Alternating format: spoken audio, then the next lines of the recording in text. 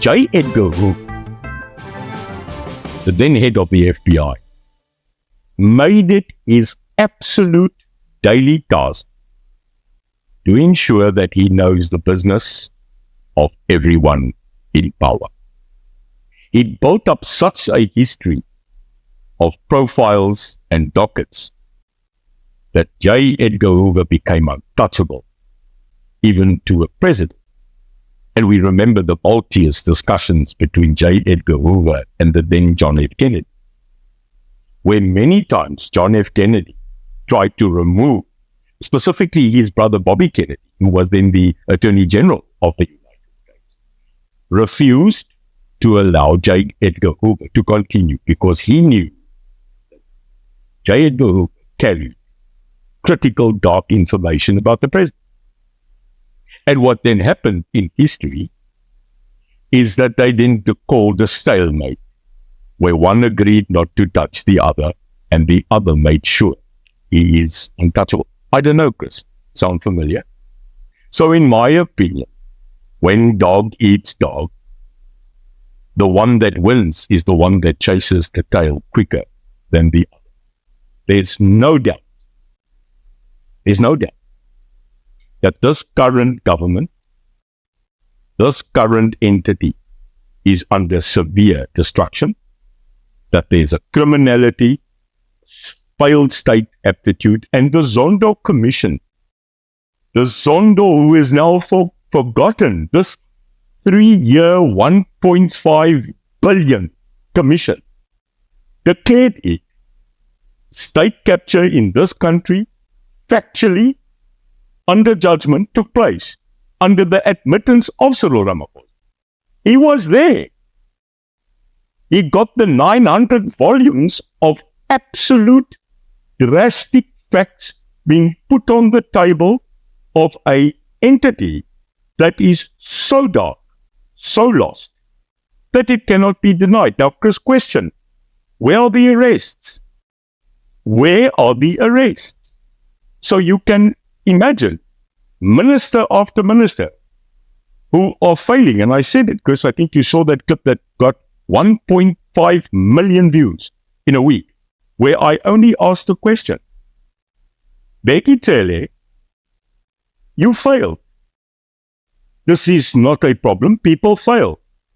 But you've got to acknowledge you have. You've got to understand that we need revival in the fight against crime. Get out. But he won't.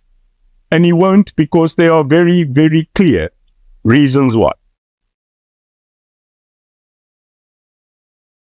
It is now very clear after the Zondo Commission came out that there was a massive factual state capture. Chris, he was the vice president. Now, if you know how the structures work within presidencies, there is no way that that person called Cyril did not know about the Guptas, did not know about the Sheikhs, did not know about state capture. There is no way that a vice president who has access to national intelligence, the South African Secret Service, and all of that he can stand in denial. The other problem is this continual matter of load shedding. You know what was the massive problem I've got with the ice cream? Was while he's standing in Cape Town City Hall telling us that he has beaten, defeated, and handled load shedding. While we hearing this absolute utter rubbish, I'm getting messages on my cell phone, Chris, saying we just hit stage 3 again of load shedding. And while that's happening, they put the camera on the Minister of Electricity. I mean, Chris, this man has one job. Just one job. He's the Minister of Electricity. And while this man is clapping like a little seal because he's singing for his supper, we are getting messages that we've just gone to load 3, load 4. And I'm thinking to myself, Mr. President, he is the outgoing president, by the way. That is what I'm calling him. He is the outgoing president of the Republic of South Africa. This was his last sona, is that he is actually saying to us that he also stops load shedding. While when he was vice president, you will recall, this man was on the Energy Crisis Committee. And then he goes from that to saying that he has now stifled corruption. Only on those two. Corruption and load shedding. Only on those two. He lied. It's not true. And the problem, Chris, is that the wider public, the poorest of the poor, who can't even understand what they're saying at Sonar, who doesn't have the capacity to even attend Sonar, is sitting today again in a shack filled with mud, sewage running past them, no jobs, no hope, and all this man can tell us is that there's a brighter future. What a lot of rubbish.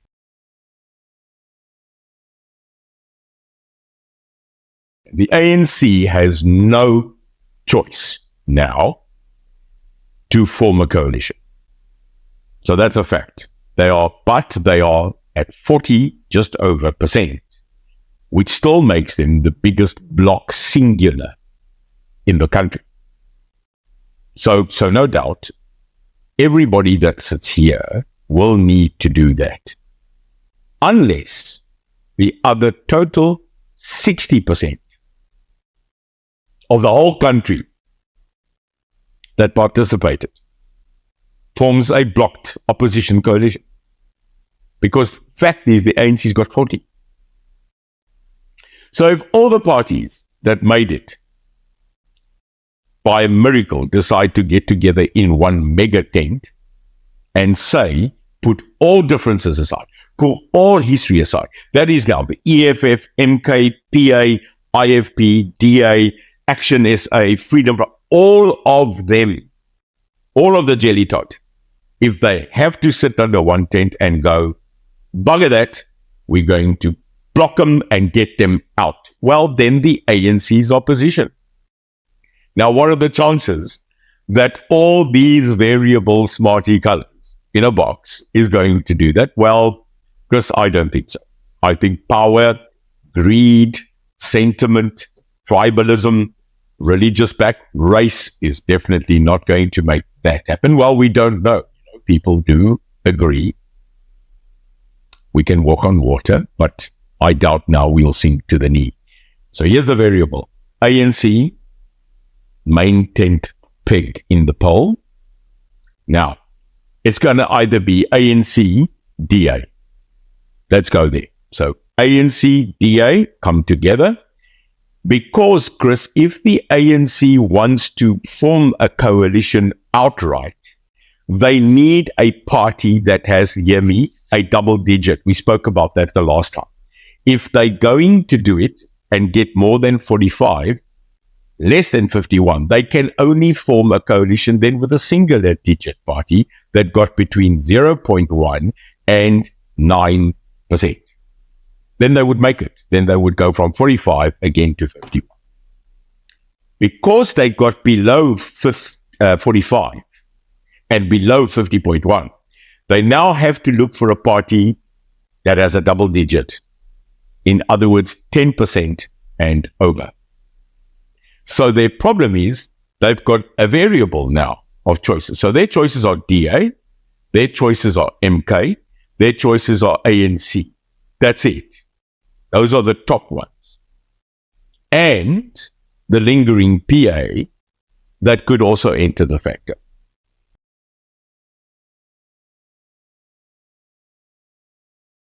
We can now paint this zebra any color again that we want. This is coming back black and white. It is shocking the amount of gunfire, the amount of killing that has gone on in the past 3 days in the Western Cape. And you know, the thing that I always say is there's a cliche, and I'm part of it. I stay here. It is a stunning city. It is probably a emerald or a diamond of the world. But in the back of it, behind this facade, murder, mayhem, and gang violence has overtaken, and in my opinion, as I said to a commentator this morning, it's out of control. It's out of control because you can see the video footage coming on Twitter, on everywhere. It's bursting. Someone said to me, but Neil, what would you do about it? wrong person, to be honest, to ask. Because if you wanted me to go sort out this problem, like I kind of did a couple of years ago, then you must know there's only one way I would deal with this, and that is thunder and lightning. Ek sal donder weer afbring op hierdie kriminele. There's only one way to intervene, and that is to intervene, but with a almighty force. I would bring in the military, I would bring in the police, law enforcement, anybody that can carry a bulletproof license for a gun. I would bring them in. I would put a force of 5,000 people into this situation, and I would solidify it. I would take 3 months and I would wipe them out. Now, when you speak like that, people go, what about human rights? Luister vir my, human rights are hard. When you go and you are about to shoot one another and you kill a child and you kill an innocent person, I will take away your human rights. Probably just lost 950,000 voters. I don't care. There's one way that you deal with a criminal, you deal with him. Now, this is where I must tell you, we will have to sort out this government, because the longer we take to appoint a Minister of Police, a Minister of Defense, a Minister of Justice, that is as long it's going to take to see who they appoint, so that ons wragtig nou 'n lyn kan trek. Chris, we must pull a line in the sand with this, and it's going to take hard work, at times a cold heart, maar ons weet om met hulle te deel. And I'm sorry, it's not happening at the moment, and I am going to do whatever I can, because remember, I'm on the outside at the moment, to influence the inside. But our children cannot continue dying on the streets like this.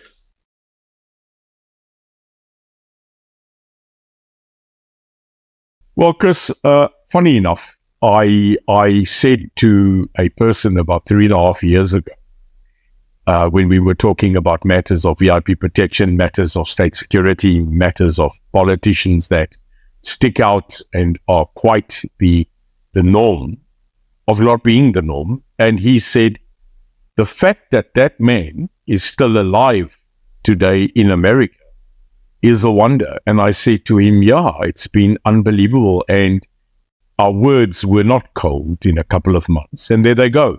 So what it was last look like is a lot of stuff. I've dissected it now.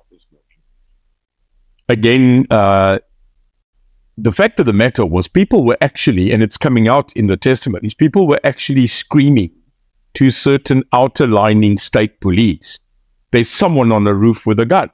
So they actually saw the man 3 minutes prior to this volley of shots.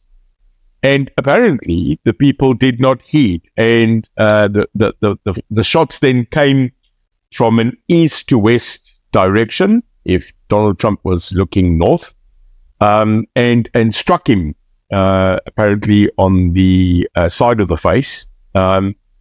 Unfortunately, also killing one member on the podium and also severely injuring another. What happened was, obviously, though, in front of everybody, the machine of the Secret Service, having been a person, Chris, in VIP protection that looks after the principal, the normal thing they do is they call it SMENS. We are trained to do SMENS. Shoot, move, evaluate, neutralize, scan. And that's what you do. When the shot is fired, you shoot, you move, you evaluate the surrounding, you neutralize whatever the threat is, you scan, and then you evacuate.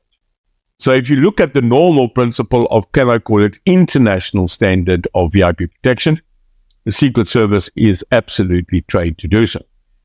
But you can see, though, that they call them overlords. And those were the guys that came out with the long guns, the guys that came out in combat uniform. They are a special task force that are embedded in the Secret Service. So when the real deal gets down, you will see them appear.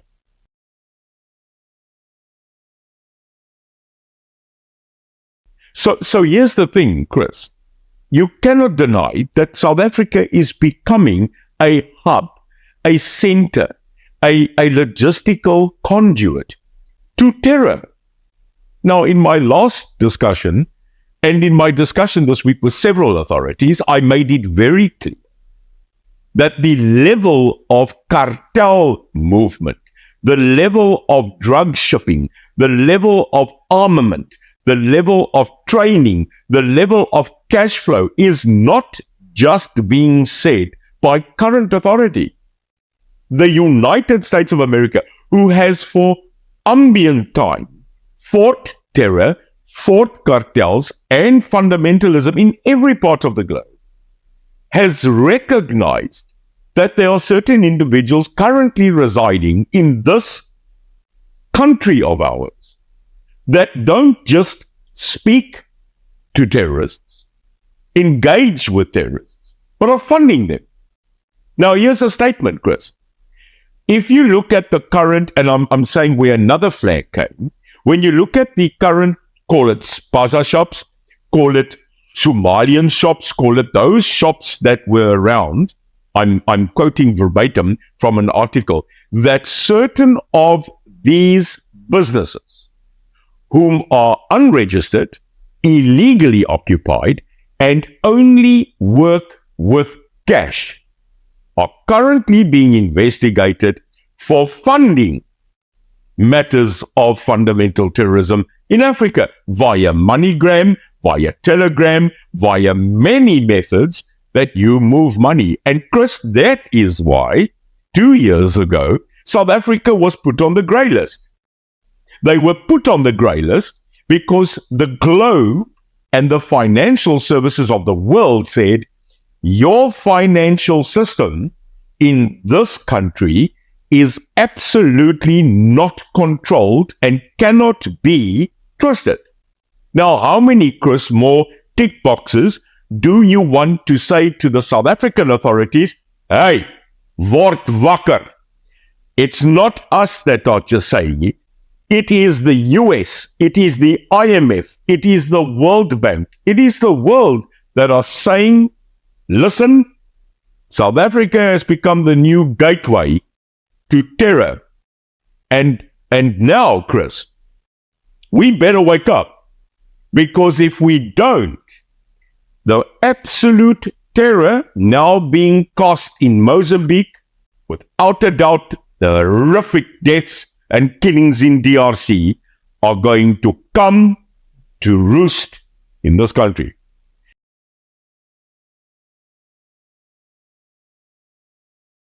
I think it's a romantic innuendo. I think let's say this is real, because seemingly it is. A young captain in the military of Burkina Faso taking over, obviously, the military coup, but immediately saying that all members of parliament will get a 60% slash on their salary, and that he will not take a presidential salary, but he will remain on the salary scale of a captain in the military. Secondly, when the dogs of war, let's call them the wild geese, came in, Wagner being one of them, absolute mercenary dogs of war, and asked, can they maybe assist? He said, keep him in power. No, thank thanks. you. Keep your claws where you are. Secondly, he goes to international meetings in his combat uniform. And I laughed because he even kept his combat gloves on, shaking leaders' hands. He went in his fatigues. And secondly, the IMF, knowing the wealth of Burkina Faso, goes there with the president of France, because they are an ex-French colony. And he tells both of them, the IMF and the previous colonizer, to go to hell. But it comes them so hard that in actual fact they start closing offices. So here's a young man, and I don't endorse all of the scenarios, but let me quickly tell you, this man decided there's no question he's going to be a dictator. But he went to ground, he met the people, and the people agreed. When he asked to renew his leadership for another 5 years. Remember, this is a guy in military uniform that took over the democracy, that expelled all the people in parliament. The country said, we want you for another 5 years. So I don't know, but I think that he's not wrong in his attitude. It's time that people in their own vested country stop relying on the West, stop relying on the woke ideology, stop becoming this absolute liberal synopsis of ideology that we cannot stand on our own. But let me quickly tell you, Chris, for a country to say no to the World Bank, the IMF, the West and that scenario, it takes rugby baller. It takes every kind of playable ball to get up and say, no, we have our own gold, our own gas, our own oil. And here's the thing, the day that people in this continent, Chris, go from aid and remove that one hand from aid, you're going to hear it here first, to trade. It's one hand, Chris. Africa must stop doing aid. We must go to trade.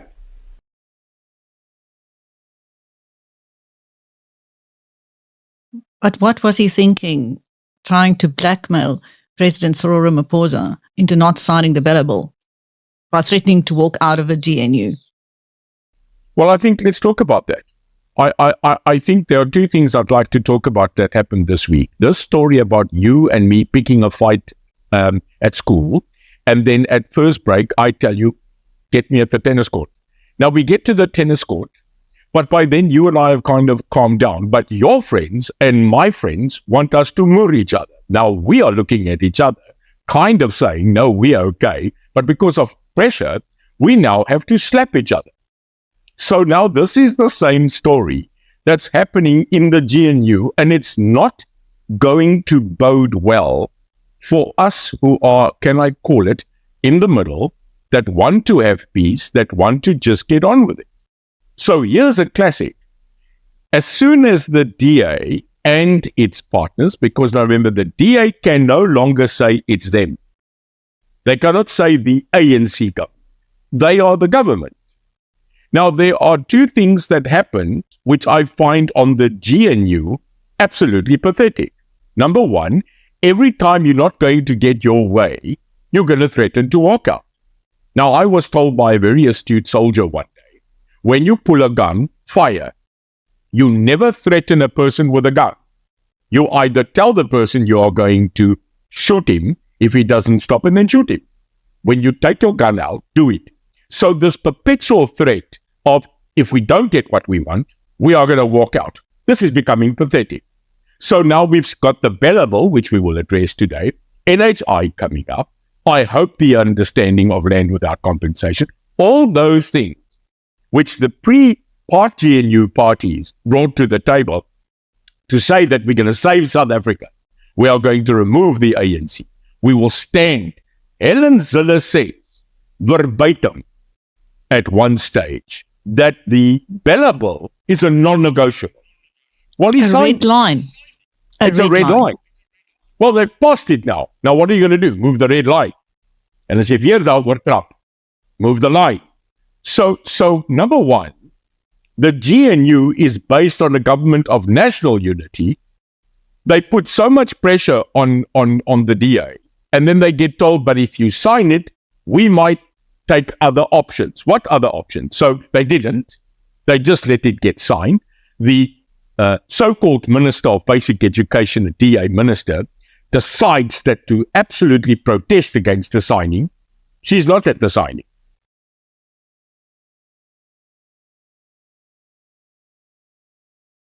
Now, in this week, a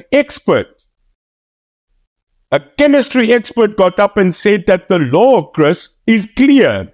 No form of agricultural, chemical, or pesticide poison may be decanted and kept in any other format except the official packaging of such poison. That's like saying, don't bring a lighter to an atom bomb.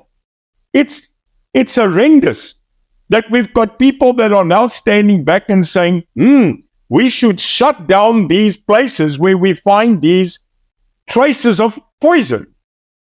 Now, if it wasn't this horrific, if it wasn't this sad that children died, children went into spaza shops, apparently buying chips and chocolates and goodies as a child, and dies. And now we want to get up and say, we are going to take action. Now, here's the action a president should take. Should have taken. He should have taken the army, the police, law enforcement, medication, people that are of state, and going with force. With force, Chris. Even if you have to set aside the bloody constitution. But go in there, circle a place, shut it down, and clear them. And anybody transgressing must be facing the full force of the law. But now he comes up on TV to say the remedial action that he wants to take. I'm sorry, Cyril. Again, too little, too late. This is the kind of country, the kind of leadership, Chris, that we've got. And I'm sorry if I look at the multitude of leaders in this country. They don't inspire me. You must show yourself as a person that can get up and say, I will defend passionately the lives of the citizens of this country, no matter what it takes. Children died, people died because of a consequence, in my opinion, of a lack of governance in this country. Well, he's got to now shape up, and get this done. Because the citizens, slowly but surely, Chris, are taking the law into their own hands. And they only will do that because there's a shortfall of action of the government. And that's my opinion. Again, we're sitting with a president who has delayed reactions. And it seems, Chris, and I'm not insulting the man, I'm just saying this is his demeanor. If you're a president of a country, not only are you the president and the first citizen, but you are supposed to inspire the country to show them that you care, that you will defend them with what you have. And I'm sorry, every time that president comes on, it looks like he's either begging, he's sad, or he's got a piece of pup stuck on his face, and that does not inspire. I'm sorry, not my leader, not my circus, not my clown.